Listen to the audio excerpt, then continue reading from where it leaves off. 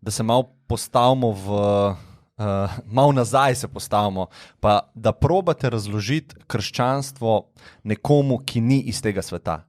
Se pravi, pridejo nezemljani, nič ne poznajo, skupno imamo vesolje, ne poznajo pa krščanstva, pa teh naukov. Kako bi se lotil tega? Ja, to so počeli v bistvu misionari skozi vsa leta, ko so po svetu pravzaprav šli vznanjati ta evangelij, že prvi apostoli, recimo sveti Tomaš, neverni Tomaš, je imel na razpolago tam polno ene zemlje in kaj jaz grem v Indijo, peš, v Indijo, ti si je zbral Indijo, neverjetno. In kako je on tam, ne vem, kako mu je uspelo, pač na koncu je bil itak ubit, tako kot vsi apostoli. To je skrajno zanimivo, je recimo to, pa se bom vrnil, da ne bo reči tak političen odgovor zgledam, ampak skrajno zanimivo je, to je en tak, meni zelo zanimiv argument, 12 odraslih ljudi, ki niso nič materialnega pridobili. Nič. Če se sam upremo na apostole. Prva stvar, če bi sodobnemu človeku razlagal zgodovinsko dejstvo, je, da je Jezus živel. Zdaj, to, da je bil Kristus, je treba potem z vero in razumom dojeti, samo z razumom, pač Kristus je živel, bil je rojen v Betlehemu, prihajal iz Nazareta, iz te linije in tako naprej in umrl je pod Poncijem Pilatom. To so zgodovinska dejstva. To je nekdo samo, ki bi si neizpodbitno. Ja, to so zgodovinska dejstva. To je dovolj virov, ki niso samo krščanski viri, ki so tudi drugi viri, ki to dokazujejo in sam obstoj Jezusa kot zgodovinske osebe je neizpodbiten. Ja, jaz osebno ne bi bil toliko siguren, neizpodbitno siguren. Ja, tako je. Če bi mogel, razumem. Kako bi v bistvu odgovoril na to, da v bistvu se je 80 let po smrti Jezusa prvi evangelij napisal? Zakaj je ta gap tam? Ker v bistvu tako, ko sem probal se v to spustiti čisto zgodovinsko, v bistvu obstajajo te luknje, ki so tečne oziroma so kar problematične. Kako bi se... To so zelo preproste stvari. Se pravi, če je nek tak karizmatičen vodja živel, zakaj se ni prej pisal o njemu, se pravi, takrat, ko je živel? Gledano je v bistvu to... vsaj iz tistega obdobja, pa izprej, najmanjša luknja med neko veliko zgodovinsko osebnostjo in med prvim zapisom v tej osebi. O samem Juliju Cezarju, naprimer, in tako naprej, so zapisi bistveno starejši, ločeni od obdobja, ko je on živel. Primer. Zdaj vedeti moramo, da kako bi jaz to razlagal, pa nisem zgodovinar, ampak razlaga je preprosta. Ljudje niso bili kar tako pismeni. Mora tudi vedeti, da apostoli so bili navadni, to so bili ribiči. In tako, morda 2-3 so bili majčkeno bolj izobraženi, kot naprimer, mislim, da je bil sveti Jakob, ki je bil dacar, davke pobiral in tako naprej. Pa sveti Pavel, ki pravzaprav ni hodil z apostoli, ampak se je spreobrnil šele kasneje, pa je vseeno apostol. Te ljudje ni bila prva stvar, mi ne smemo z današnjimi možgani razmišljati, kako je bilo takrat, ker danes smo pač v tej dobi, v tej hiperinformacijski dobi, ko je pač, to se mi je utrnilo, moram zapisati, to se je zgodilo, vse dokumentiramo in tako naprej. Tam prva stvar, ki je bila, prvič, itak so bili preganjani, že apostoli, pač judovske starešine in tako naprej, so jih začeli preganjati, so bežali, niso oni v nekem mernem času takrat živeli, ko ti bežiš in tako naprej, je zadnja stvar, ko bi rekel, zdaj moram pa zapisati 500 strani vsega tega, kar se mi je zgodilo. In tudi, recimo, sveti Janez je bil Kristusov učenec, ki je napisal svoje dele, in sveti Pavel in sveti Peter. Imamo ta apostolska dela, ki so mlajša od prvih evangelijev, pa so del nove zaveze. Sveti Janez, mislim, da je tam okrog 85 let star umrl, pa po mojem bil star 20, recimo, zaokrožen, ko je Jezus umrl, se pravi. Ne vem zdaj na pamet teh številk, ampak hočem reči, da ta razlika, ki bi nekoga lahko begala, je v zgodovinskem oziru, zdaj nimam te razpredelnice, da se na internetu dobiti zelo zanimiv tak faktoid, ko je pač, ne vem, Odiseja, kdaj naj bi se zgodila, pa zapisana 300 let kasneje. strani Homerja, ne, in tako naprej. Iliada isto, ne, Julij Cezar živel takrat, prvi zapisi, ne vem, 150, 200, in tako naprej, ne. In to so res zanimive stvari. Zdaj, pol moramo pod vprašaj skozi to logiko razmišljanja postaviti vse te tekste, ne. A Julij Cezar pa je res živel? Po moje ne. No, samo čistko zgodovinsko imamo glede Julija Cezarja mnogo več zapisov, ker je bil se pravi, za času svojega življenja zelo pomemben človek na poziciji, ne? Za Jezusa ne moramo to reči, ne? To se je v bistvu, cel ta val krščanstva se je kasneje spodbudil, ne? Ne, to je šlo zelo hitro. To je šlo izjemno hitro. Mi da si moramo predstavljati, da je sveti Peter v Rimu, ne vem, 15 let po smrti Kristusa. In v Rimu je sveti Peter in sveti Pavel se tam srečata, ko so cerkve od Jeruzalema, ne, preko Grčije, Makedonije in tako naprej po obali Jadrana, že cerkve v smislu skupnosti krščanske, že postavljene. Ne. Sveti Pavel, sveti Peter pišeta pisma Galačanom, Korinčanom in tako naprej. Cerkve so v tem času že, skupnosti krščanske so že obstajale. In zopet, ne glejva skozi sodobne oči, kako je takrat novica potvala. Ne? Bistveno počasneje. In da je samo v 80-ih letih bila skupnost tako ogromna, da je bila potreba potem, da se zapišejo. Ker pol naslednji argument bi bil, sveto pismo so pa 300 let rabili, da so skrb spravili. Ja, seveda, ker je bilo prej ustno izročilo, ne? In teksti so se zapisovali, niso se pa združili.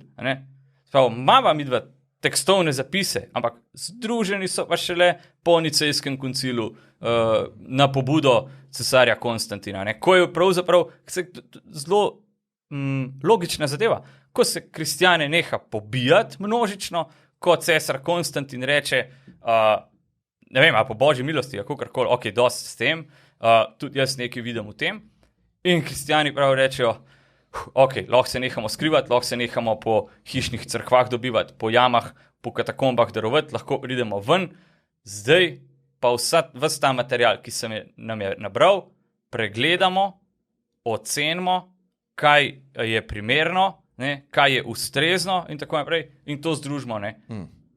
Tako da, ne, težko. Ja, ne, jaz sem hotel spet, da se bo razumela, da neizpodbitno je postaviti pod vprašaj. Nisem tazga mnenja, da je neizpodbitno. Ja, ampak, če bi mogel staviti, bi rekel, verjetno je obstajal. Ne, ker so tudi nekrščanski pisci, ki opisujejo rojstvo Kristusa. Ne? Recimo, Tacit, ne vem zdaj, preveč podatkov.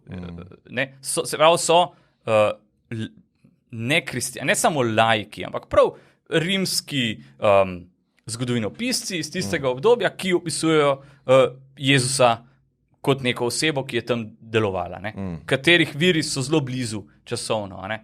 Tako da, zdaj, a je to bistveno? Pomembno je, ampak z zgodovinskega vidika, a bo to nekoga prepričal, da veruje? Jaz mislim, da ne. Ja, verjetno ne. Ampak več kot je teh lukenj, recimo, ne, več kot je priložnosti, da se podre stvar, ne? Vera, recimo nekoga, ki je odraščal v tem okolju in je dobil to kot, ne bi se tudi strinjal, da je dobil racionalno, da je on razmislil, pa je videl, to ima smisla, ampak večina od nas je stvar podedovalo. Ne? In mene je tukaj vedno motilo, da se sam posameznik ne sprašuje o tem, ne? V bistvu, da vzame stvari, vi niste v tem krogu, ne? Zagotovo, ampak da se ne sprašuje o tem, a kaj je smiselno, kaj ni smiselno, kaj je nekak najboljši recept za dobro življenje zame. Ne? Ponovadi se kar podeduje stvar in se s tem pol teče. Ne? Jaz mislim, da se preveč ljudi to sprašuje. Preveč ljudi se sprašuje... Kaj je dobro zame. Okay. In se mi sprašujejo, kaj Bog želi od mene. Ne. In to je tudi problem. Kateri Bog? Ja, trojedini Bog. Okay, ampak imamo različne interpretacije tega. Ne? Ne. Mi dva morava, če lahko odgovoriva na vprašanje, kaj želi Bog od mene, je malo uporabno, da se vprašava, kateri Bog, ker so navodila različna. Ne? Ja, sem to bi rabila 5 vdaj po 10 ur.